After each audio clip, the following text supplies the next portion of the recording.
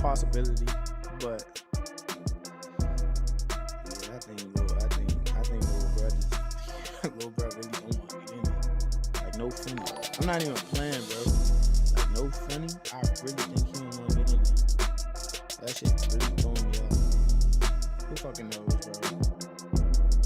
Who fucking knows? The nigga just gonna be, you know what I'm saying? Until further notice, we still got hope. Davis, you got arrested. I mean, any thoughts on that one? You did, huh? Again? Yeah, again. Hey, look, I actually like Tank Davis. He's a good, he's a good kid. He's a good fighter, a great fighter, actually. He's one of my favorites. Just get your, that's it, basically. Just shit, you don't hit women, man. Gervonta Davis appears to be pulling out of his highly anticipated rematch with Lamont Roach Jr., causing the entire build-up to begin falling apart. With each passing hour, what was once billed as a championship clash now feels more like a fight that was never meant to happen. Roach, who remained hopeful despite weeks of silence and warning signs, has now acknowledged what fans had started to fear: Davis may no longer be committed to the rematch. Is obviously not going to happen. The date has been constantly pushed back. I want to say they were supposed to fight sometime in June, July, something like that. Then it got pushed all the way to August. And now it looks like it's probably not going to happen this year. With Gervonta, being, in and out of jail due to alleged domestic abuse against his girlfriend. It sucks, man. It sucks because, when you get associated with, domestic abuse, unfortunately, as a man, The situation began to spiral after Davis was arrested in Miami on a misdemeanor battery charge. Although he was released the following day after posting bail, the incident cast a long shadow over the anticipated rematch. For Roach, the legal trouble was a turning point. What started as cautious optimism turned into growing frustration. He had believed the contracts would be finalized and the rematch would move forward, but delays and silence shifted his outlook. By Thursday, Roach had had enough. He went live and spoke candidly, not with anger, but with the fatigue of someone worn down by uncertainty. His comments painted the picture of a fighter who feels misled and left in limbo. "I just don't think he wants to fight," Roach said, a statement that carried more weight than any soundbite from a pre-fight hype event. It wasn't just frustration talking. It was a clear and honest expression from someone who spent months preparing, not just to compete, but to show the world what he believes he's capable of. At this point, it's not even about winning, he just wants the chance to step into the ring. Again, and he keeps saying he doesn't love boxing no more, and he don't want to be involved anymore. Lamont Roach might just have his number. That familiarity that they have from being in the amateurs in the DMV area, it might just be the determining factor, one of the determining factors, along with his great in the pocket skills that he's displayed throughout the duration of his career and in their first fight, as to why Tank can't beat him. But at this point, the fight is far from a sure thing. Davis still hasn't signed the contract, and the deadline to do so is rapidly approaching. Roach didn't hide his frustration about that either. He spoke openly about the unreturned bout agreement, admitting that it's been eating at him. "That kind of stuff just gets to me," he said, and anyone listening could tell it wasn't just irritation. It was deeper. Roach isn't simply frustrated that the match might fall through, he's heartbroken. He kept himself in top shape, stayed ready, navigated the business side of things, and did everything he was supposed to do. Yet despite all that, he's still left waiting. Tank Davis, his fight has been pushed out against Lamont Roach. Is possibly canceled due to what's going on with Gervonta Davis outside the ring and all that stuff. My take is that the fight has been rescheduled from when? I mean, from my understanding, Gervonta didn't even sign the contract for it. So the fight was never really confirmed in the first place. Should Lamont Roach move on? During his live stream, Roach didn't hold back. He called the situation for what he believes it is: Davis is avoiding the rematch. There was no bravado behind his words, just genuine disbelief. He really doesn't want to step back in the ring, Roach said, not out of arrogance, but frustration.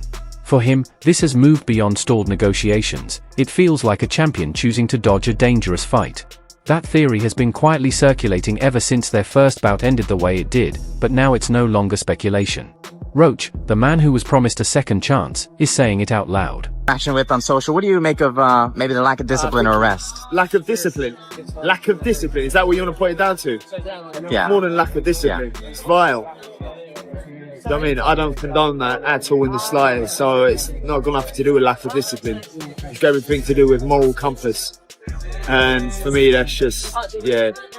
What's making the situation even more tense is the complete silence from Davis's side. No updates, no statements, no clarity, just a void, while Roach continues to train, wait, and hold on to hope. Taken on its own, a delay might seem like part of the business. But when you line up everything, the arrest, the unsigned contract, the lack of response, it starts to feel less like a setback and more like a calculated shutout. Roach, doing his best to keep his cool, still let moments of raw emotion slip through. "I was looking sharp this morning," he said during his stream. "Sharp as a jinsu." That kind of confidence, that kind of readiness, it starts to feel wasted if there's no opponent to face. The real sting comes from knowing he did everything right. He stayed committed. He didn't walk away. He didn't vanish. And yet, he finds himself talking directly to fans on a live stream, trying to make sense of a fight that never truly materialized. Think one coming up with I Tank hope he and don't Roach. fight Lamont, actually. Like, I hope he don't get in the ring with him again. Because at the end of the day, if he lose, it's just gonna look bad on the fight with me. So it's gonna look like somebody else already did it. I You want Tank to knock you out, yo? I heard him say, like, yo, I want to fight Tank, and that's nice, but why do you want Tank to knock you out so bad? Like, look, that sound good. That sound real good, but she's too little. Too little. I promise you. Shortly after Roach went live, boxing insider Rick Glazer added fuel to the fire with a blunt update on his X account. In just a few words, he confirmed what many had feared: the August 16th fight date is officially off the table. There was no guessing, no hedging, Glazer was direct. The Davis vs. Roach PBC event will not happen on August 16th. That one sentence changed the narrative entirely, shifting the question from when the fight will happen to if it ever will. Glazer also backed up what Roach had already been saying: Davis never signed the bout agreement. That one missing signature explains everything.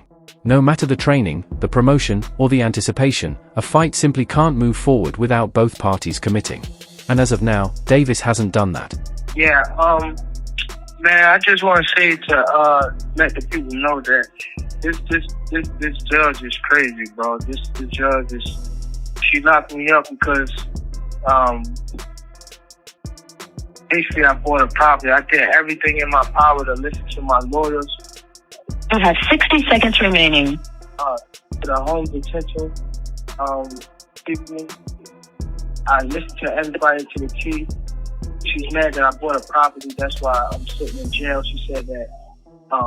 Glazer also dropped another key detail, one that Roach had been alluding to for weeks. According to him, Davis simply isn't interested in a rematch. "I'm told Tank doesn't want to face the very tough Roach again," Glazer wrote. And that line may say more than any official statement ever could. It puts everything into focus: the delays, the silence, the lack of movement. It's not about logistics or timing. It's about avoidance. What Roach had been sensing is now out in the open. This isn't indecision, it's intentional. If Davis truly wanted the fight, it would have been finalized by now. For a fighter of his caliber, with the backing he has and an August card ready to go, there's no reason to stall, unless he's avoiding something. And from Roach's point of view, that something is clear: Davis doesn't want to step back into the ring with the same opponent who gave him problems the first time around. Whether it's a calculated move or something more personal, one thing is becoming obvious: this rematch doesn't seem to be part of Davis's current playbook. I don't even know how to start this shit off, cause y'all gonna be mad as shit. I ain't gonna lie, bro. I just think this nigga don't wanna fight.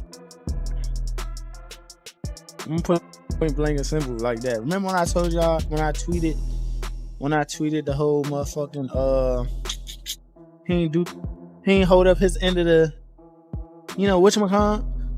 He still ain't get past that. So that shit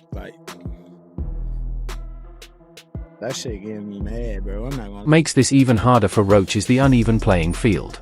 Davis has options. He can step away from this matchup and still line up other high-profile fights, other paydays, other opportunities. Roach doesn't have that same safety net. This rematch was his moment. The one he trained for, made sacrifices for, and mentally invested in. And now, with everything up in the air, he's the one left scrambling to adapt. So far, there's been no official word from the promoters about a new date or whether the fight is off for good. But with less than a month to go before the original event, and with Davis still not locked in, the signs are getting harder to ignore. Even if something changes at the last minute and Davis agrees to fight, the damage may already be done. The trust, the momentum, and the excitement that once surrounded this rematch have all taken a hit, and for Roach, that loss is personal. I think at this point in time, Lamont Roach needs to make a business decision ASAP. You can either wait around and let Tank Davis stall out your career, or you can make a big fight right now. And if I'm Lamont Roach, I'm calling Shakur Stevenson saying right now, listen, I want my get back in Tank. I want to go fight him. I know I beat him the first time, but listen, I can't trust that man. At the end of the day, I want us to stay active. I want to get back in that ring, and I want to make money. And you know who you call who I know is going to take that fight? Shakur Stevenson. Go make the phone call. Stop wasting your time with Tank Davis unless this fight gets booked and you put... Roach has been riding the emotional highs and lows of preparing for a world title bout that keeps slipping through his fingers. Every time he gets close, something else gets in the way, another excuse, another delay, another roadblock. With each new development, it becomes harder to believe that Davis will actually follow through with the rematch. The longer this drags out, the clearer it seems that Tank may have already made his decision. Roach is still holding on, hoping the fight will happen.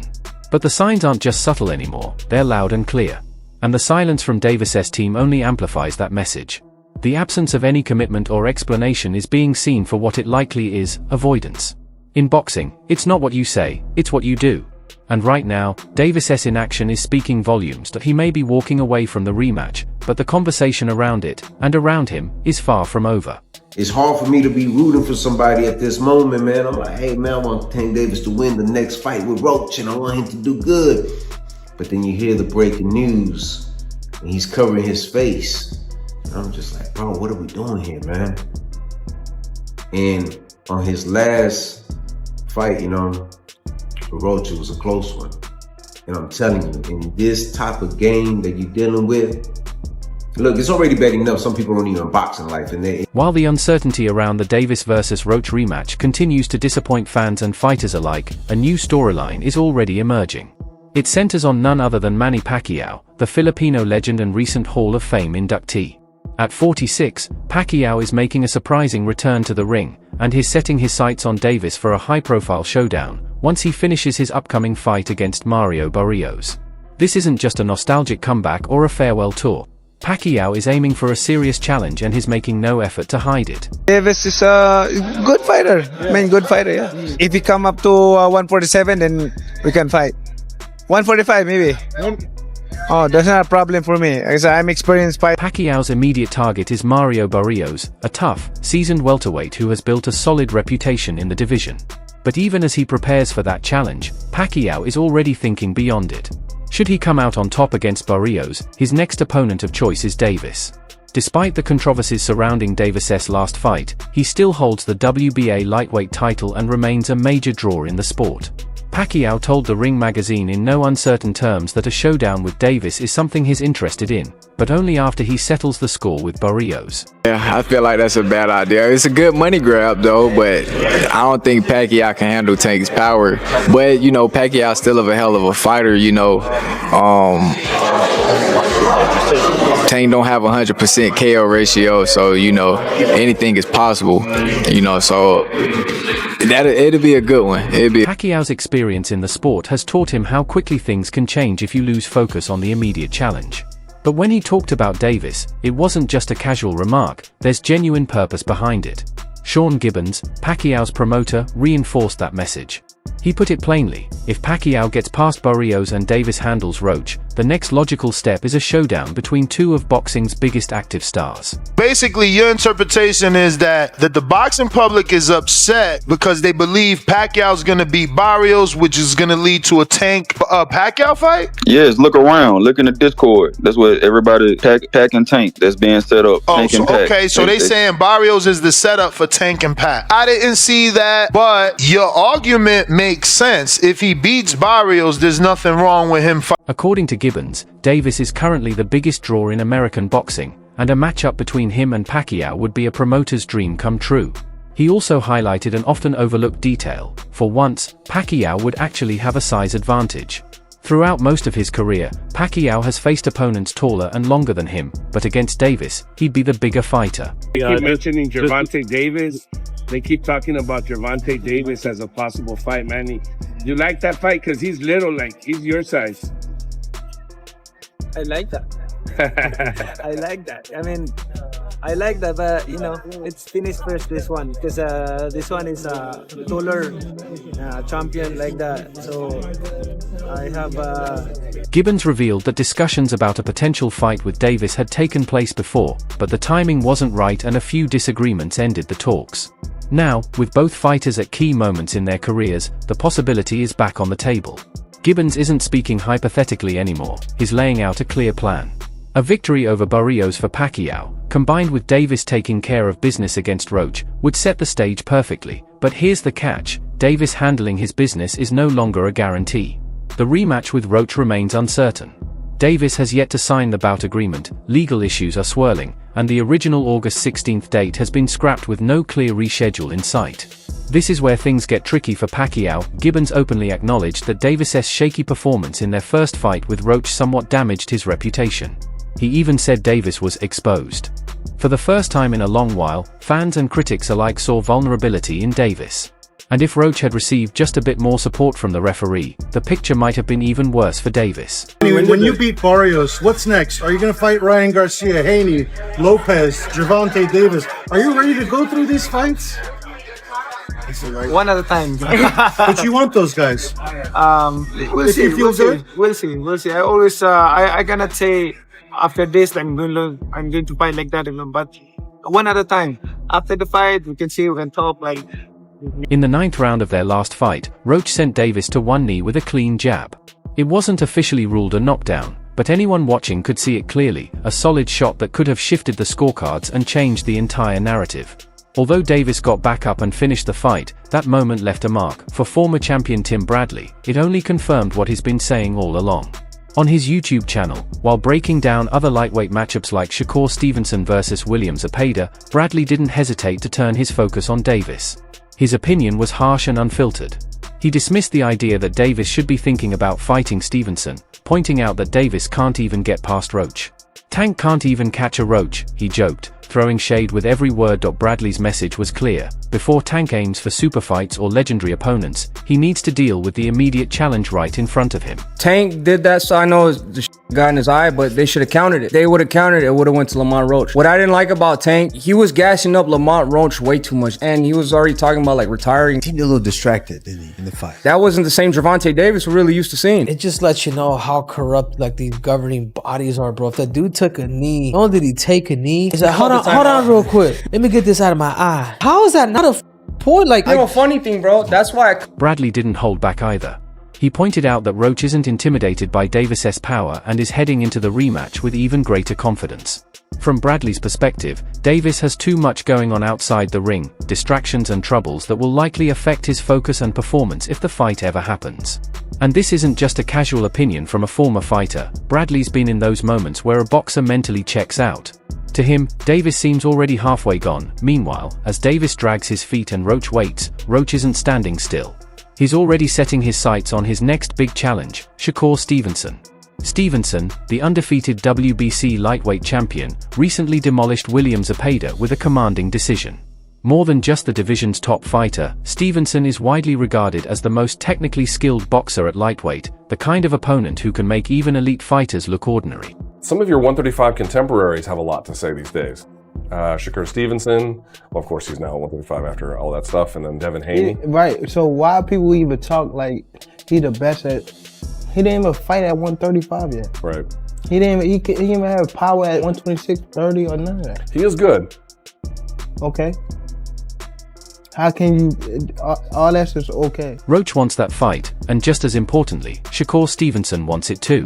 After his recent win, Stevenson took to social media, calling it a hell of a skillful matchup and promising that the two would share the ring one day. Roach quickly reposted the message, signaling to the boxing world that he's ready and eager to in a weight class loaded with talent. This is one of the rare matchups where both fighters are evenly matched in technical skill. It may not have the pay-per-view spectacle of a Davis fight, but for purists, it's a dream come true, showcasing footwork, timing, defensive mastery, and all the subtle artistry that defines great boxing. This puts Roach in a tricky position. On one side, he's waiting on a rematch that was promised but never officially signed. On the other, he's being actively pursued by one of the division's top stars. The Davis fight was supposed to be the highlight of his career, the biggest moment yet. But the longer that fight remains uncertain, the more likely Roach will turn his full attention elsewhere. And with Stevenson offering that opportunity, it's hard to fault him for doing just that. After I beat Tank, I'm fighting the winner of Devin Haney and Brian Norman. There you go. I'm not going to say it again. Y'all can clip it. Y'all can do whatever. That's what I'm doing. Here first. W. Roach. Grave diggers forever. Meanwhile, Pacquiao keeps training hard. He's preparing for Barrios, but not like a fighter winding down for a farewell tour. He's training like someone who believes he still belongs at the top. In his mind, he's already picturing Davis standing across the ring, not just as a payday, but as a statement. A chance to prove that true legends don't simply fade away, they find new challenges to conquer. If the Davis vs. Roach rematch falls apart for good, that opens the door wide for Pacquiao vs. Davis, a matchup that practically sells itself. It's the kind of fight that would capture the attention of casual fans and hardcore boxing enthusiasts alike, potentially defining the final chapter in two very different but equally compelling careers. So, what's your take? How do you see all this playing out?